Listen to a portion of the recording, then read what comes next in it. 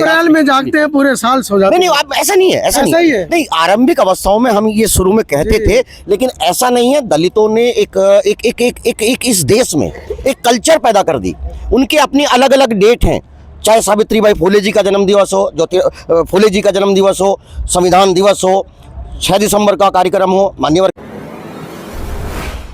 आज मेरठ के छोटा हसनपुर में बाबा साहब के बच्चों ने बाबा साहब की नई पीढ़ी को प्रोत्साहित करने के लिए कार्यक्रम रखा है। 10वीं और 12वीं क्लास के जो बच्चे अव्वल नंबरों से पास हुए उनको प्रोत्साहित किया जा रहा है। मेरे साथ प्रोफेसर सतीश जी हैं, किसी परिचय के मोहताज नहीं हैं। लंबे समय के बाद प्रोफेसर साहब आज मिले हैं। सर, पहले तो स्वागत आपका, और दूसरा, इस तरह के कार्यक्रम से क्या हो रहा है? आप इतने अच्छे प्रोफेसर, अपना आराम से सैलरी लाख 1.5 लाख में मिल रही है, अपना घर में कहाँ इन सबके चक्कर में लगे हुए हैं सर? नहीं, मेरे घर में या मेरा जो परिवार है जी, वो दलितों के हिस्से की रोटी है।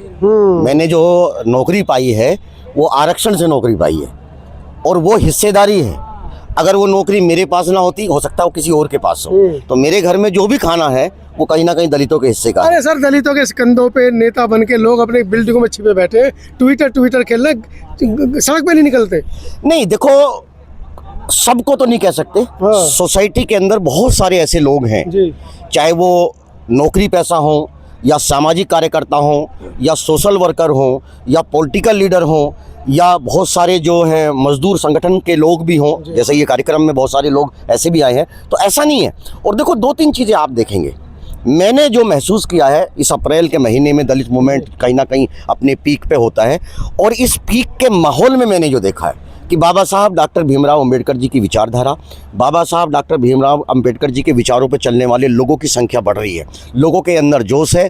नेता हताश हो सकता है, उदास हो सकता है, लेकिन जो सामाजिक कार्यकर्ता है वो हताश नहीं है। अप्रैल में जागते हैं, पूरे साल सो जाते हैं। नहीं आप ऐसा नहीं है, ऐसा नहीं है। नहीं, आरंभिक अवस्थाओं में हम ये शुरू में कहते थे, लेकिन ऐसा नहीं है। दलितों ने एक इस देश में एक कल्चर पैदा कर दी।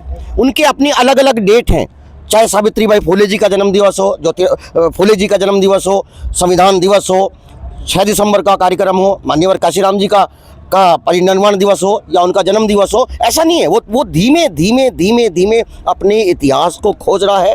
कहीं ना कहीं दलितों का जो मूवमेंट है वो कहीं ना कहीं सामाजिक कुरीतियों के खिलाफ चला था, लेकिन ये मूवमेंट वहाँ से आगे बढ़ करके कहीं ना कहीं दलितों का जो सांस्कृतिक इतिहास है उसकी तरफ वो बढ़ रहा है। प्रोफेसर साहब, एक सवाल निकल कर आ रहा है। जी। जब आपने दलित शब्द कई बार अपने प्रयोग में ले दिया है, जब इस दलित शब्द की चादर को ओढ़कर अब 78 साल बाद हम आज इस स्थिति पे आ गए हैं कि हम मुकाबला सामने वाले को, भेदवादियों को दे सकते हैं, तो अब हमारे ही संगठनों के लोग दलित शब्द के ऊपर प्रश्न चिन्ह लगा रहे हैं। नहीं, देखो, ऐसा है।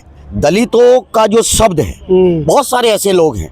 कुछ लोग कहते हैं कि जय भीम, कुछ लोग कहते हैं जय मूल निवासी। देखिए, कुछ चीजें ऐसी होती हैं। दलित शब्द के ऊपर के दलित मत लिखो, दलित मत कहो। नहीं। देखो, पहली बात तो ये चीज है कि ये दलित शब्द हिंदी का नहीं है, ये दलने का नहीं है। ये शब्द जो है, जब आरंभिक अवस्थाओं में दलितों को रिप्रेजेंट करने के लिए अलग अलग लोगों ने अलग अलग शब्दों का प्रयोग किया। जैसे आप प्रेमचंद के उसमें साहित्य में जो है वो मेहतर की शब्दों के प्रयोग करते हैं, अलग अलग प्रयोग करते हैं, क्योंकि चमार शब्द का तो यूज नहीं हो सकता था। तो निश्चित रूप से मैं आपको बताता हूँ, 1832 के आसपास जे मोस्ले एक ब्रिटिश आर्मी में एक अफसर थे। उन्होंने ये कहीं ना कहीं देखा कि जो अंग्रेजी साहित्य है वहाँ अनुसूचित जाति के लोगों को रिप्रेजेंट करने के लिए ये दलित शब्द आया। और ये अगर दलित शब्द अंग्रेजी से आया तो इसके मायने भी अंग्रेजी वाले ही होंगे। ये द लिट है। लिट माने जलना, यानी कि वे लोग जो अंधेरे से उजाले की तरफ जा रहे हैं। जो लोग अंधेरे से उजाले की तरफ गए हैं वही दलित कहलाएंगे। जो अंधेरे में है वो कभी दलित नहीं हो सकता। ये बहुत शानदार शब्द है।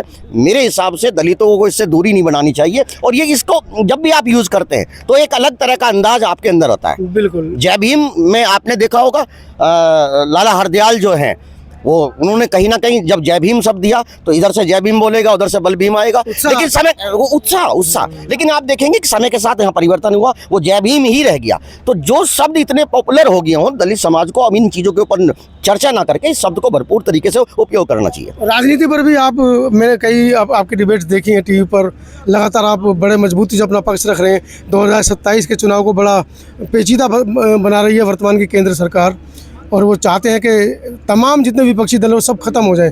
क्या इस पर सोच रहे हैं आप?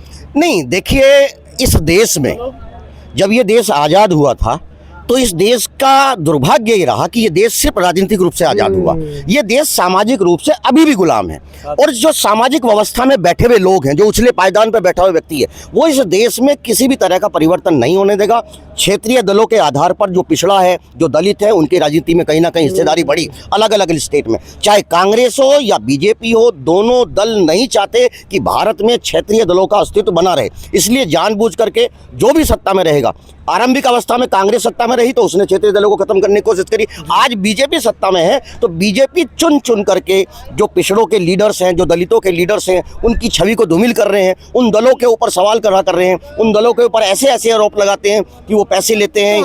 जी आपके कौन सा जो दलित लीडर्स हैं, बहुजन लीडर्स हैं, वो एक साथ एक छत के नीचे हैं? नहीं, देखो मेरा मानना यह है कि एक साथ कभी कोई नहीं आ सकता। अलग अलग प्लेटफॉर्म है, हर दल की अपनी एक निश्चित विचारधारा है, हर दल का अपना एक कार्य क्षेत्र होता है। मेरे हिसाब से सब एक जगह तो नहीं आ सकते, लेकिन हाँ ये हो सकता है कि सामाजिक राजनीतिक रूप से आप अलग रहें, लेकिन ये हो सकता है कि चाहे पिछड़े वर्ग का लीडर हो या दलित वर्ग का लीडर हो, उनको सामाजिक जो मंच है उनको शेयर करना चाहिए। पॉलिटिकल लोगों के तो अलग अलग विचार है, लेकिन सामाजिक मंचों पे मैं जो महसूस करता हूँ, सामाजिक मंचों पर भी राजनीतिक लीडरों को बुलाया जाता है। नहीं, बुलाना चाहिए, कोई दिक्कत नहीं है। देखो जो पॉलिटिकल लीडर है वो भी समाज का हिस्सा है और निश्चित रूप से उसको अपनी बात बड़ी मजबूती के साथ कहनी चाहिए।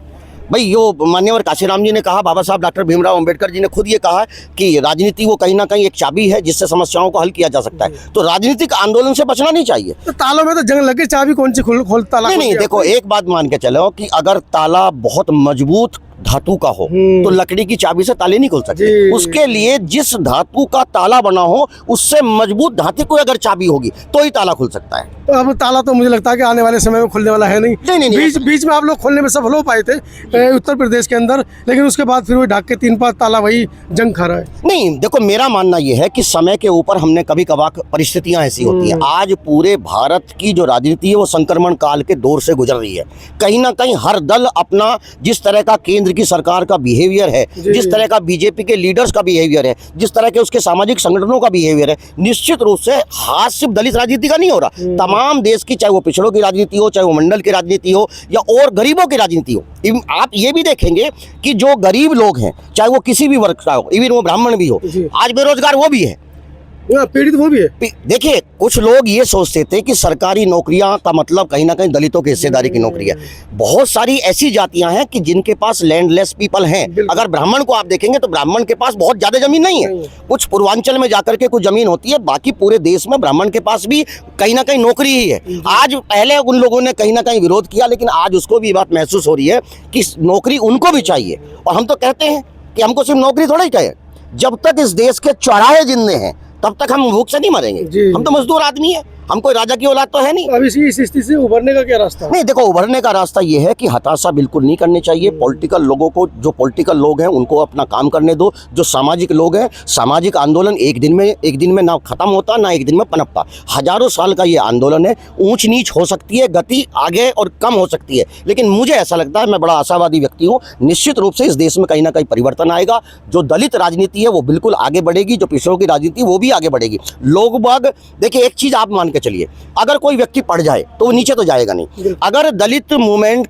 ने इतने सारे लीडरशिप और इतनी सारे आगे और सत्ता का भोग भी देखा है तो निश्चित रूप से वो पीछे नहीं जाएगा, निश्चित रूप से वो आगे ही जाएगा। जी चलिए, बड़े आसावान तरीके से प्रोफेसर साहब ने समझाया है कि दलित राजनीति वर्तमान में ऐसा लग रहा है कि पीछे जा रही है, लेकिन जब वो आगे आएगी तो गति से आगे आएगी। जी जी जी 100%। तो क्या जो ऐसे निराशावान लोग हैं जो ये सोच कर बैठ गए कि अब हमारा कुछ नहीं हो सकता है? नहीं, देखो मेरा मानना ये है कि ये सोच के कहीं ना कहीं नहीं बैठना चाहिए। आप किसी राजा महाराजा की औलाद नहीं है, आप एक सामान्य से परिवारों से आए, आपने एजुकेशन ली, आपने व्यवस्था को जाना, आपने जो सामाजिक कुरीतियां हैं उनका विरोध किया, उन्हीं का परिणाम है कि आज आप इस देश की एक व्यवस्था में शामिल हैं। आज आप एक ऐसे प्लेटफॉर्म पर खड़े हैं कि जहां अपनी बात बहुत मजबूती के साथ कह सकते हैं। हाँ, कुछ ना कुछ लोगों में निराशा हो सकती है, लेकिन मेरा उनसे भी ये सवाल है कि निराश होने से कुछ नहीं होगा, क्योंकि अगर मैं निराश हो जाऊंगा तो मजदूर क्या करेगा? पड़ोसी भी निराश हो जाएगा ना। वो जो बेरोजगार आदमी है, जो युवा है, अगर वो निराश हो गए तो फिर देश का भविष्य कैसे बनेगा? चलिए, निराशा नहीं अपने पास आने देनी है, आशावान रहना है, यही आज के इस पूरे साक्षात्कार का उद्देश्य भी था। और आप लोगों को जो संदेश था वो यही था कि 2027 का चुनाव बेशक पूरा जो राजनीतिक मंच जो इस समय चल रहा है, दावेदारी चल रही है। देखो, मैं एक बात आप मान के बंगाल का चुनाव है, बंगाल के चुनाव में कहीं ना कहीं ममता बनर्जी खुद ये कह रही हैं, तमाम लोग ये मान के चल रहे हैं, निश्चित रूप से भारत में जो संवैधानिक संस्थाएं हैं उनका कहीं ना कहीं लोगों से विश्वास खत्म हुआ है और ये किसी भी लोकतांत्रिक व्यवस्था के लिए बहुत बेहतर व्यवस्था नहीं है। तमाम लोगों को, तमाम विपक्षी दलों को सरकार के ऊपर ये सवाल खड़ा करना चाहिए और तमाम जो प्लेटफॉर्म है, चाहे वो सामाजिक मंच हो चाहे अंतर्राष्ट्रीय मंच हो, उनके ऊपर लोगों को ये बात कहनी चाहिए कि भारत में जो संवैधानिक संस्थाएं हैं उनका बिहेवियर कोई बहुत बेहतर नहीं है। बेहतर नहीं। चलिए, एक बड़ा प्रश्न चिन्ह भी प्रोफेसर साहब ने उठा दिया है पूरी वीडियो के बारे में, और खासकर जो राजनीतिक सरगर्मियाँ इस समय देश के अंदर मतलब कुछ लोगों को लग रहा है कि हमारा अस्तित्व ही खत्म हो जाएगा। इस वीडियो के बारे में पूरी राय कमेंट बॉक्स में ज़रूर लिखेगा।